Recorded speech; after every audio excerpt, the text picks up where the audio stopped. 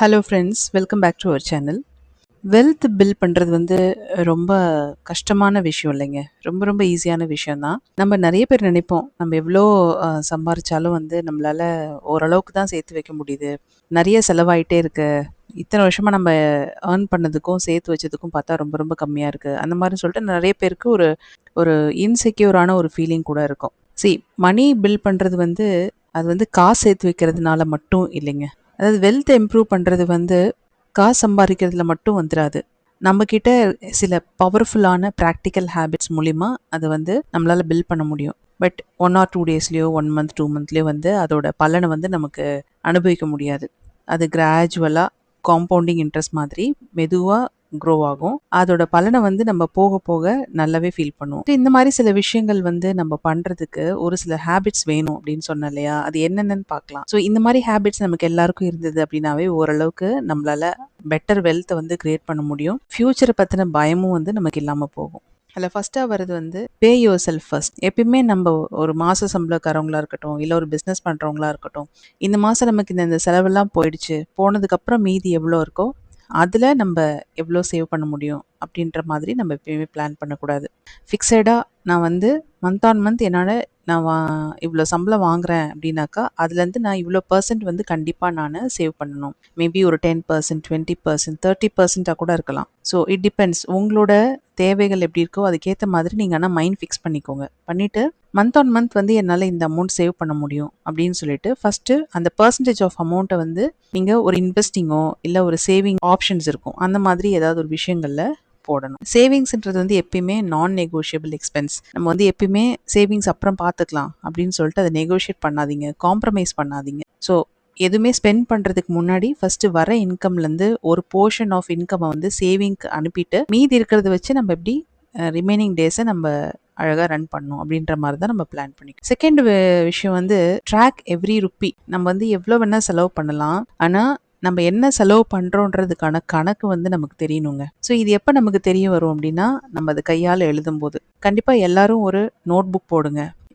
இல்லை நம்ம கிச்சன்லேயே ஏதாவது ஒரு டைரி வச்சுருப்போம். நம்ம வீட்டில் ஏதாவது இப்போ ஒரு பொருள் காலி ஆயிடுச்சுன்னா அதை எழுதி வைக்கிறதுக்கு ஏதாவது ஒரு ட்ராக்கர் மாதிரி வச்சுருப்போம் இல்லையா? அந்த மாதிரி நம்மளோட எக்ஸ்பென்ஸை ட்ராக் பண்ணுறதுக்கும் கண்டிப்பாக ஒரு நோட்டோ ஒரு டைரியோ ஒன்று போட்டுக்கோங்க.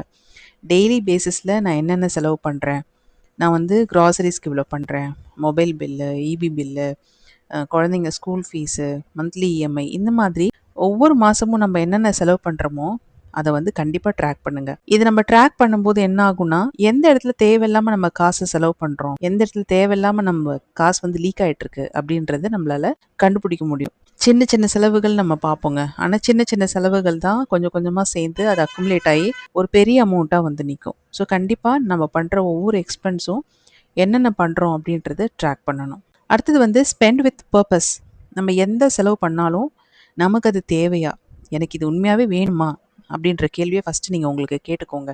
ஜஸ்ட்டு ஒரு மற்றவங்க செய்கிறாங்க அப்படின்றதுக்காக, இல்லை மற்றவங்க சொல்கிறாங்கன்றதுக்காக, அடுத்தவங்க கம்பல்ஷனுக்காக, இல்லை அடுத்தவங்கள சாட்டிஸ்ஃபை பண்ணுன்றதுக்காக, இல்லை இந்த சொசைட்டிக்காக, இல்லை எனக்கு ஜஸ்ட் பிடிச்சிருக்கு, ஜஸ்ட் இன் கேஸ் இருக்கட்டுமே அப்படின்றதுக்காக, இந்த மாதிரி விஷயங்களுக்காக எப்பயுமே ஒரு பொருளை வாங்காதீங்க. எனக்கு உண்மையாகவே அந்த பொருள்னால இந்த மாதிரி யூஸ்ஃபுல்லாக இருக்கும், அது இல்லாமல் என்னால் இந்த வேலையை பண்ண முடியாது அப்படின்ற திங்ஸ் மட்டுமே பர்ச்சேஸ் பண்ணுங்கள். ஸோ அந்த மாதிரி திங்ஸ் நீங்கள் பர்ச்சேஸ் பண்ணும்போது மட்டும்தான் அது உங்களோட லைஃப்பில் வேல்யூஸ் ஆட் பண்ணும்.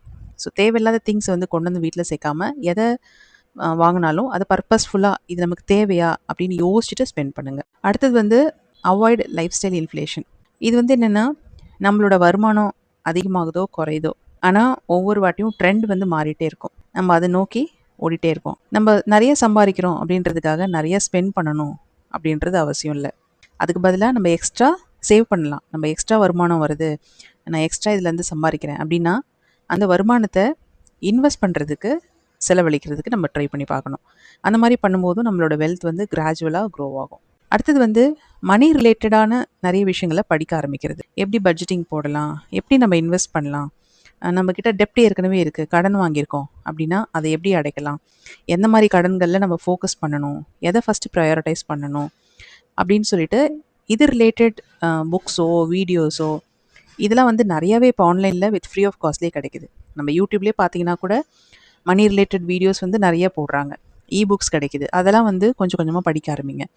அதெல்லாம் நம்ம கற்றுக்கிட்டோம்னாக்கா நமக்கு தெரியாத நிறைய விஷயங்களை இந்த வீடியோஸும் புக்ஸும் வந்து நமக்கு கற்றுக் கொடுக்கும். நம்ம நினச்சிட்ருக்கோம் நம்ம பண்ணுறதெல்லாம் கரெக்ட் அப்படின்னு சொல்லிட்டு. பட் ஒரு சில புக்ஸ் படிக்கும் போதும் ஒரு சில வீடியோஸ் பார்க்கும்போது நம்ம ரியலைஸ் பண்ணுவோம், ஓ ஆமாம்ல, இதை விட பெட்டராக அந்த மாதிரி இருக்குல்ல, அதை நம்ம ட்ரை பண்ணியிருக்கலாம் அப்படின்ற மாதிரி நமக்கு வந்து ஒரு மைண்ட் செட் கிரியேட் ஆகும். ஸோ கண்டிப்பாக மணி ரிலேட்டட் வீடியோஸோ இல்லை புக்ஸோ அதை பற்றின விஷயங்களை தெரிஞ்சுக்கிறதுக்கு ட்ரை பண்ணுங்கள். அடுத்தது வந்து தேவையில்லாத கடன் வாங்குறது வந்து ஃபஸ்ட்டு அவாய்ட் பண்ணுறது.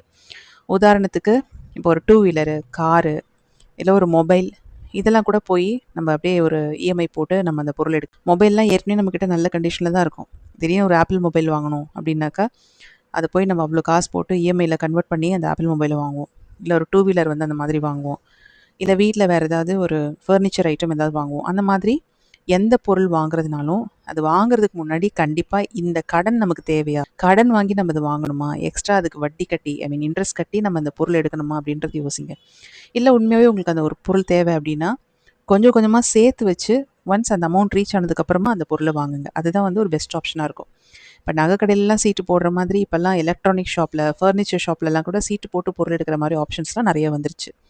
ஸோ எந்த பொருள் வாங்குறதுனாலும் கண்டிப்பாக இது வந்து கடன் வாங்கி வாங்கணுமா அப்படின்றது யோசிங்க. நமக்கு எது லைஃப்பில் இதை தாண்டி நமக்கு நிறைய விஷயங்கள் ப்ரையாரிட்டைஸ் பண்ணுறதுக்கு இருக்கும். வேறு ஏதாவது முக்கியமான விஷயங்கள் இருக்கும். அப்படி இல்லைன்னாக்கா இந்த பொருள் வரப்போகுது அப்படின்னா அதுக்கு நம்ம ஒரு அமௌண்ட் செலவு பண்ணுறோமா, அதே அமௌண்ட் நம்மளால் இன்னொரு விஷயத்தில் ஏர்ன் பண்ண முடியணும். நான் வீட்டில் இப்போ பழைய ஃபர்னிச்சர் வச்சுருக்கேன், நான் இதை எடுத்து போட்டுட்டேன்னா அதில் ஓரளவுக்கு எனக்கு அமௌண்ட் கிடைக்கும், மீதி அமௌண்ட் நான் சேர்த்து வச்சு நான் அதை வாங்குவேன் அப்படின்ற மாதிரி ப்ரையாரிட்டைஸ் பண்ணி வாங்க. அடுத்தது வந்து ஸ்டார்ட் இன்வெஸ்டிங் ஏர்லி. நம்ம எவ்வளோ சீக்கிரம் இன்வெஸ்ட் பண்ணுறதுக்கு ஸ்டார்ட் பண்ணுறோமோ நம்மளால் அவ்வளோ சீக்கிரமாக வந்து வெல்த் வந்து க்ரியேட் பண்ண முடியும்.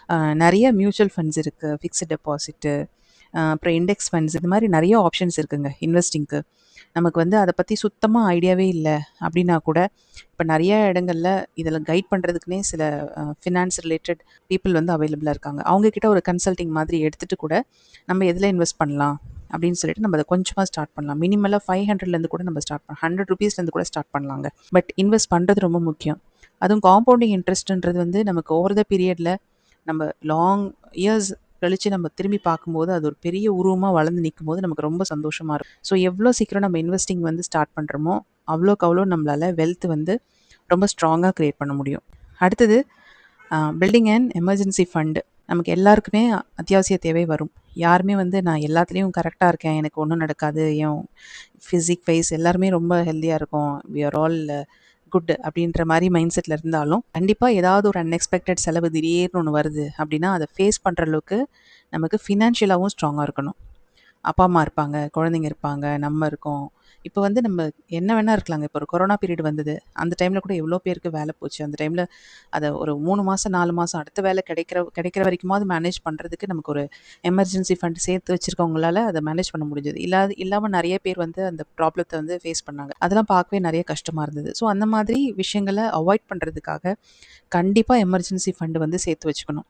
எமர்ஜென்சி ஃபண்டுங்கிறது நம்மளால் மாதம் இப்போ ஒரு 10,000 நமக்கு செலவுக்கு ஆகுது அப்படின்னா அடுத்த ஒரு 6 மாதத்துக்கு, அதாவது ஒரு 60,000 ரூபா நம்மக்கிட்ட எப்பயுமே ஒரு பேக்கப் இருக்கணும். நமக்கு இந்த இன்கம் வரலனா கூட இதை வச்சு ஒரு 6 மாதத்துக்கு நம்மளால் ஓட்ட முடியணும். அந்த மாதிரி ஒரு ஃபண்டு சேர்த்து வச்சுக்கிறது தான் எமர்ஜென்சி ஃபண்டு. அப்படி இல்லை சார், நான் சம்பளமே கம்மியாக தான் வாங்குறேன், என்னால் எப்படி அவ்வளோ சேர்த்து வைக்க முடியும் அப்படின்னு நினைக்கிறவங்க அட்லீஸ்ட் ஒரு ஜுவல் இருக்கா, அந்த ஜுவல்லை கொண்டு போய் வச்சு ப்ளச் பண்ணிக்கிற அளவுக்காவது நம்மக்கிட்ட ஜுவல் கையிருப்பு இருக்கணும்.